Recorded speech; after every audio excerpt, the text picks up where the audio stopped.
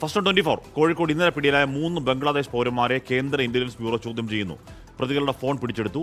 സംസ്ഥാന ഇന്റലിജൻസും ചോദ്യം ചെയ്യും. ദീപക് ധർമ്മണ വിവരങ്ങൾ വെച്ചത്. ദീപക്, ഇവരുടെ വരവിന്റെ ഉദ്ദേശം അടക്കമുള്ള കാര്യങ്ങളാണോ ചോദിച്ചറിയാൻ നോക്കുന്നത്?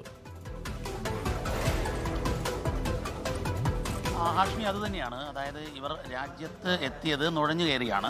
അതായത് പാസ്പോർട്ടോ വിസയോ ഇല്ലാതെ അനധികൃതമായി ഇന്ത്യയിലേക്ക് എത്തുന്നു.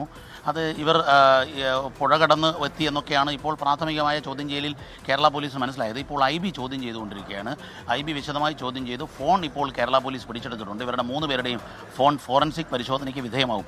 കാരണം ഇവർ എന്തിനാണ് ഇവിടെ വന്നത്, ഇവർക്ക് മറ്റെന്തെങ്കിലും ഉദ്ദേശമുണ്ടോ, മാത്രവുമല്ല ഇവർക്ക് മറ്റാരെങ്കിലുമായി ബന്ധമുണ്ടോ, ഇതൊന്നും ഇല്ല എങ്കിൽ സ്വാഭാവികമായും ഇവർ ചട്ടം ലംഘിച്ച് രാജ്യത്തെ നിയമത്തെ വെല്ലുവിളിച്ചുകൊണ്ട് രാജ്യത്തിനകത്ത് താമസിച്ചു എന്നുള്ള ഫോറിൻ മാനേജ്മെൻറ്റ് ആക്ട്, അതായത് ഈ ഇമിഗ്രേഷൻ ആക്ട് പ്രകാരമുള്ള കേസ് മാത്രമാണ് നിലനിൽക്കുക. ഈ 2 കേന്ദ്ര വകുപ്പുകൾ, അതായത് 2025 കേന്ദ്ര നിയമപ്രകാരം 2 വകുപ്പുകൾ ചുമത്തിയാണ് ഇപ്പോൾ ഇവരെ അറസ്റ്റ് ചെയ്തിരിക്കുന്നത്. വൈകിട്ട് കോടതിയിൽ ഹാജരാക്കും.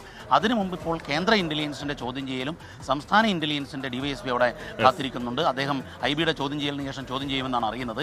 ഏതായാലും ഇവരിൽ സംശയമുണ്ട് എന്നുള്ളതാണ് പ്രാഥമികമായി പറയുന്നത്. പക്ഷേ അല്ലാതെ ജോലിക്ക് വേണ്ടിയോ മറ്റോ വന്നതാണെങ്കിൽ സ്വാഭാവികമായുള്ള ഈ ഫോറിൻ ആക്ട് പ്രകാരമുള്ള കേസെടുത്തവരെ കോടതിയിൽ ഹാജരാക്കി റിമാൻഡ് ചെയ്യുകയാണ് സ്വാഭാവിക നടപടി. ഹാഷ്മി. ഓക്കെ.